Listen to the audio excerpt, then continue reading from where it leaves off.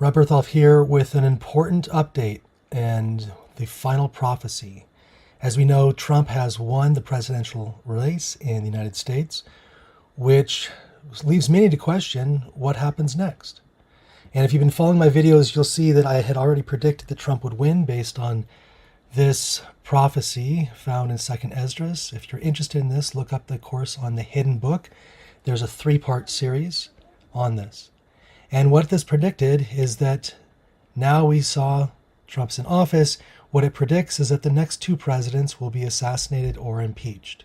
So I want to dive a little bit further, though, into what's really going on, because there's probably a lot of people who are feeling really one way or another right now, feeling really excited, feeling really disappointed, when what we should be seeing is that ultimately this whole right-left paradigm, right, is not real. It's a construct. We learned about this idea of the Hegelian dialectic and how the dialectic, one of its core principles is the unity of opposites. And if we're able to move people into one camp or the other, we're able to push these extremes, then people are more easily able to be controlled. And so again, what I want to point out is, if you haven't watched this video, go watch the one saying Hegelian dialectic, are we being controlled? And what I explain in that is that every time there is a pendulum swing, they're able to move their objective further. And so there's this idea of a crisis comes in, we'll swing over to the left, then it swings to the right, then it swings back. It just continues to swing back and forth as we start moving. But what's happening is that every time it moves, there's an overcorrection. And so what they're able to do is with every solution in the Hegelian dialectic principle, we actually end up moving in this overcorrection. And so then a new crisis forms and we're able to move it further. Ultimately, what's happening is we see that through a series of crises and through a series of problems and then a reaction to that problem with a synthesis in the middle, except the synthesis is not in the middle. It's always a little bit over to one side. And that doesn't mean politically one to one side. It means that those who are in control right now, which are the Jesuits, are utilizing the really mass manipulation to push their agendas. So what we can see is that the pendulum over the last 4 years has swung pretty far to the left.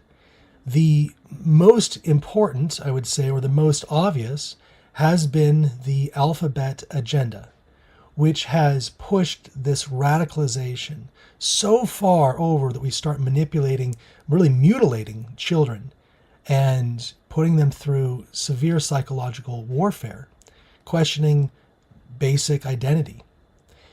Then what we saw is with genocidal support, right, this tacit support of an ongoing genocide, giving about $100 billion to foreign wars over the last year, but no support for those impacted by public disaster, by disasters, natural disasters. Then we saw as frequently as a few days ago with government overreach, with peanut, and ultimately that has been these have been, this massive swing to the left has been the breaking point. And now what we're seeing with this election, which I had called months ago, we're seeing an overcorrection will happen to the right. And it's going to be this idea of a return to Christian values. And while that may sound great, and for those who are right now reveling in the idea that Trump has won, understand that the Christian values is not what we think it's going to be. Christian values is trying to move us into a point where we ultimately lose religious liberty. Now, there's going to be one more swing to the left prior to the swing to the right, and it's not going to be a political swing. Ultimately, what's going to happen is there will be an assassination in the next couple years of President Trump, and this will then cause a civil war, which will then fully overcorrect into a need for unity, a need for healing, resulting in a unified Sunday worship or a national Sunday law. And so what we'll see here is that this Jesuit and papal agenda of wanting to go back and reclaim the Protestant Reformation. If you haven't watched my videos, I just put out, just over the last week, I put out 2 videos on the Protestant Reformation and an understanding of really what that came down to and how the Counter-Reformation has formed these political parties. The Counter-Reformation has formed the educational institution that has been ultimately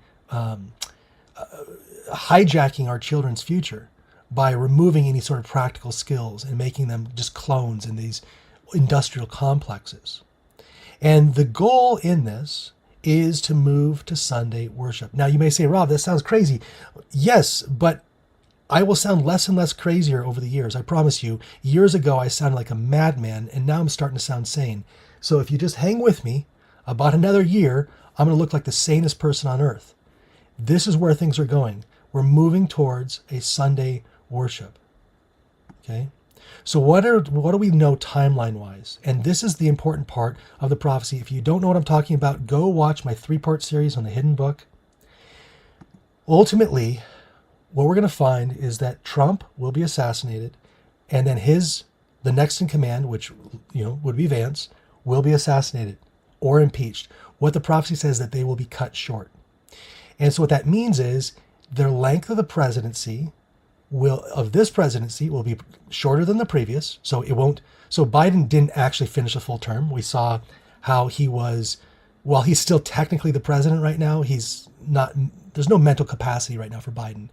So we see that he's not actually, his staff is actually running the country right now. And so Biden did not complete ultimately really even a full term. Yeah, but technically he will complete a full term. But knowing that Trump will not go as far as Biden did. So Trump must be in office less than Biden was. Then Vance will be in office less than Biden was. So to put this into perspective, if Trump lasts for 2 years, then Vance will last less than 2 years. And after Vance's assassination, assuming it will be Vance that takes over for Trump, obviously, that's the assumption, then the Civil War comes. So that would mean then it would be earlier than if Trump lasts 2 years, then Vance has to last less than 2 years. So that could be 2028, 2029 before he is assassinated, which then brings in 2 feathers. Using the prophecy, there'll be 2 feathers at once. 2 feathers meaning 2 presidencies at once. That'll be the urban and the rural, the right and the left. And then the National Sunday Law. Now, if Trump only lasts for 1 year, then there's less than 1 year until the Sunday Law. So all we have to look at, right? We have to just understand when Trump is assassinated or impeached, either one. The prophecy doesn't say, it just says he'll be cut short. When Trump is assassinated, then we have less than that time period until the Civil War. Which means, if we understand the timing of this, we'll have less than that time period until the National Sunday Law. Which means that if we understand that if Trump lasts 6 months, then we've got 6 months. Less than 6 months left. It could be 3 months, it could be 2 months. But it will not be longer than that. And that gives us a very clear understanding of, do we want to make some last minute plans to maybe get out before the Civil War comes? My recommendation is that you think about that now. But ultimately understand in a prophetic sense that, utilizing this prophecy, that the papacy that the last 2 feathers will seem to reign simultaneously. The papacy will step in, pluck those feathers out, and rule in his place, which means that it's likely the same year or the same time frame that the Civil War happens, is the same time frame that the National Sunday Law happens, because it says that they will think to reign but won't. So why do we want to know that? Well, the National Sunday Law ultimately is an indicator just prior to the close of probation, which means that at that point we would need to have fully made up our minds, fully made up our hearts, right? We read that the National Sunday Law, which is the great issue that is so near at hand, will weed out those whom God has not appointed. And this is called the shaking. And I'm going to be doing a video on this next. The shaking will be weeding out those who are not fully converted in the heart.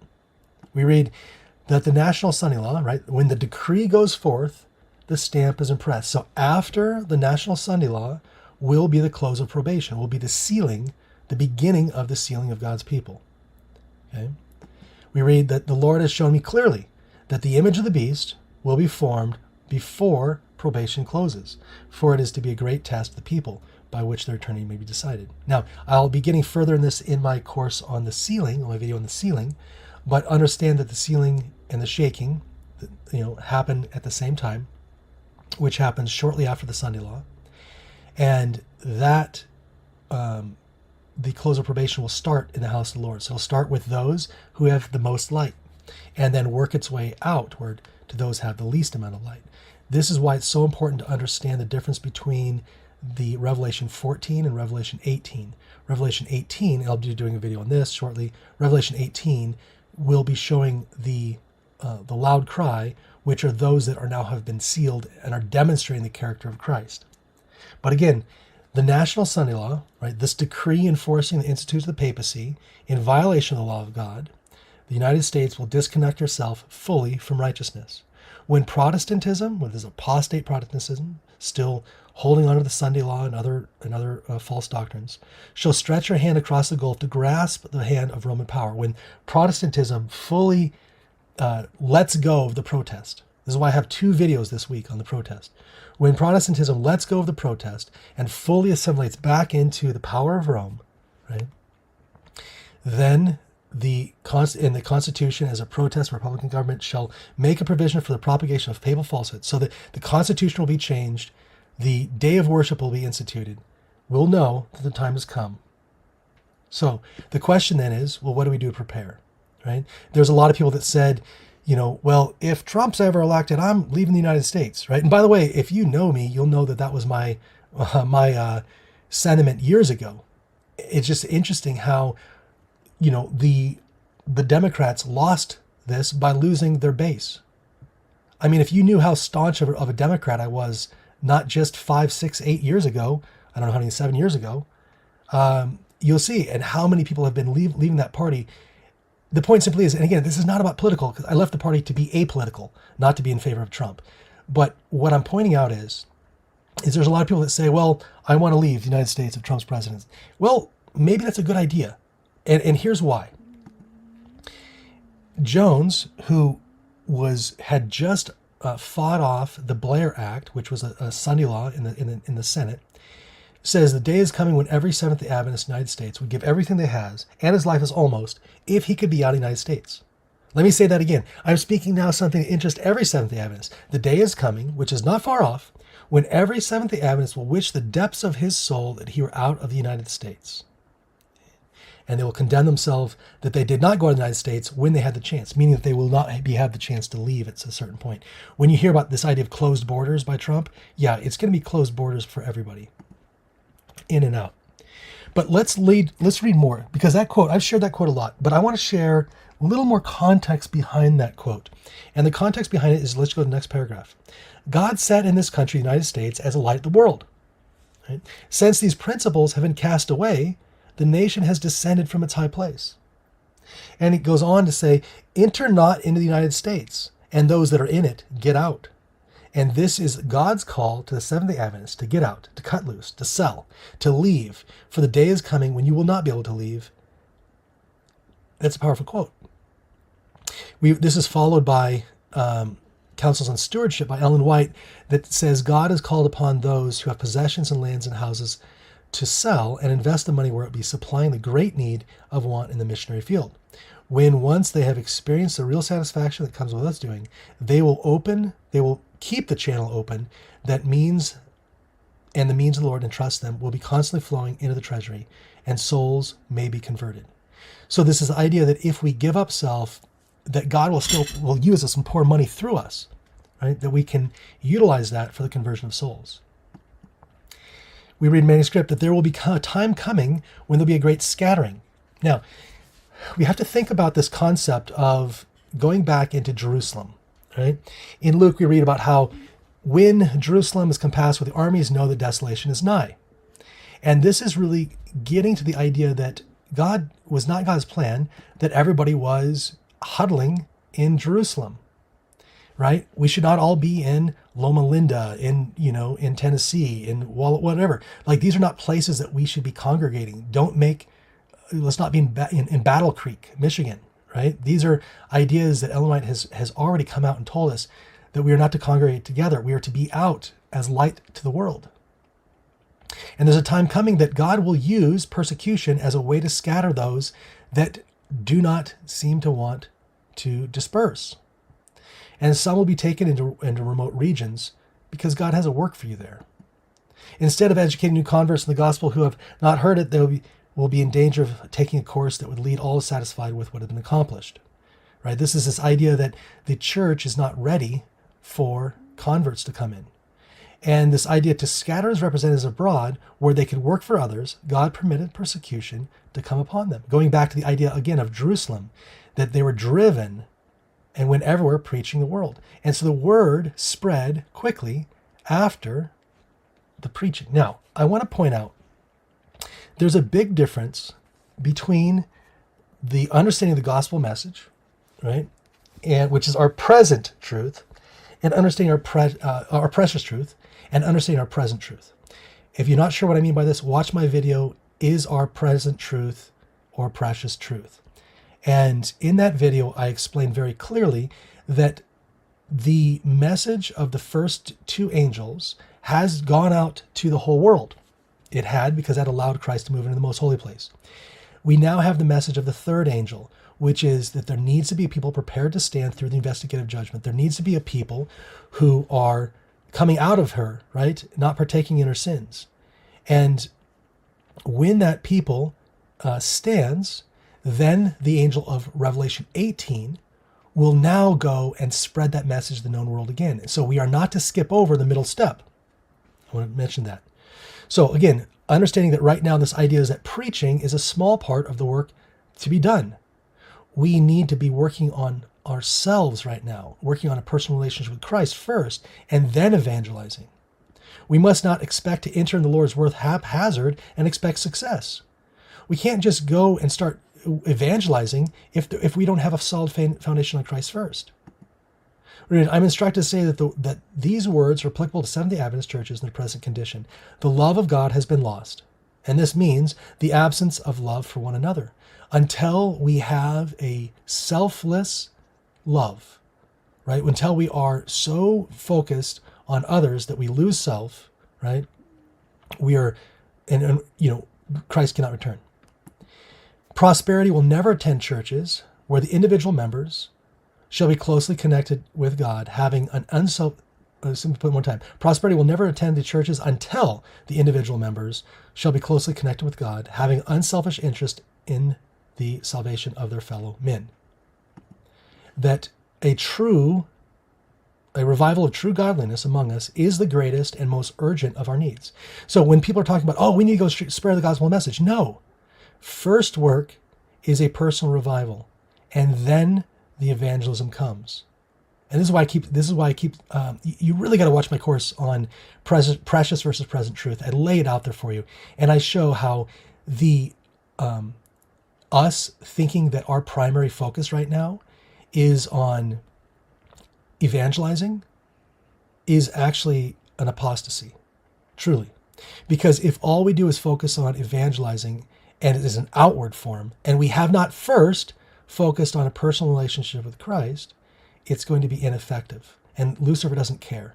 We can be sending kids off to Africa to do missionary trips all day long, but if we haven't first fostered an appreciation of a love of Christ, an appreciation of a personal need for a close and intimate relationship with Christ, it will be of no effect.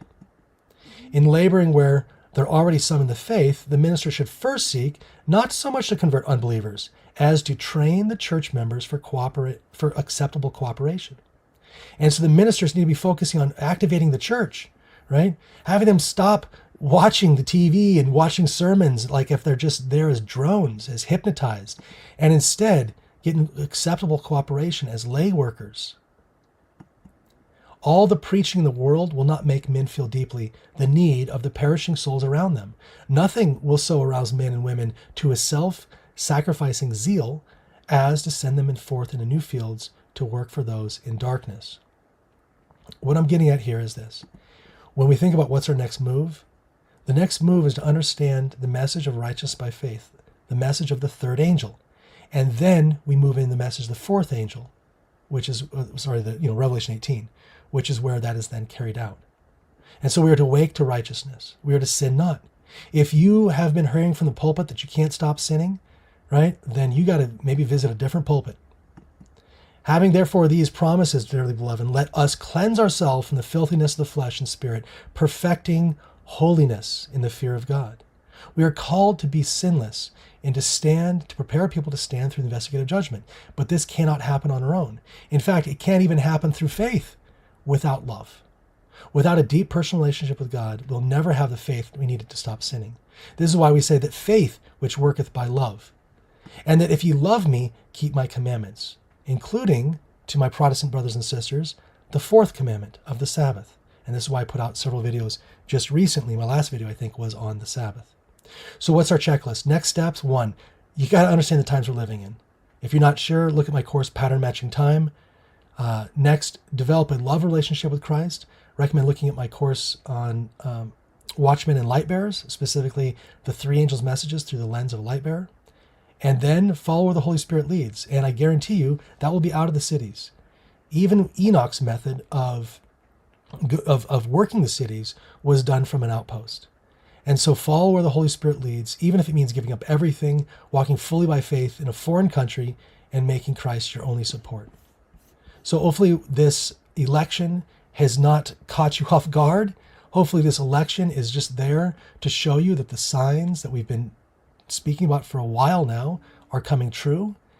Again, when Trump is assassinated, which will happen likely in the next year or two, we will then understand how much longer we have until the Sunday law. And hopefully we've already resituated ourselves now, because by the way, we know we want to be out of the country, out of the cities in the country. You know how long it takes for fruit trees to start yielding fruit? Do you know how long it takes for, to put a garden in place? Guys, you don't want to wait until you need the garden in order to start gardening. You got to get out of the cities now. Get your gardens planted. Start learning skills about how to build your own house. Construct this very small cabin, right? Learn the skills. Gain more confidence. Build something larger. Start understanding you've got to get off the supply chains of these Babylonian industrial complexes. Start growing your own food, right? Start training yourself and your children to think like entrepreneurs, to understand how to start solving problems. Right? But most importantly is a love relationship with Christ and building that. What we also see, again, is that, there's going to be a civil war coming. We're very clear with that. The question is, where do you want to be when it starts? And so my recommendation to you is go on a mad campaign of letting your neighbors know, the gospel message, and, pray to figure out if God has another place for you in a foreign country where you can then share the message. You're not going to want to be inside the United States when the Civil War comes. Also, yes, you're not going to be able to escape the Sunday law. It will be not national, it will be international.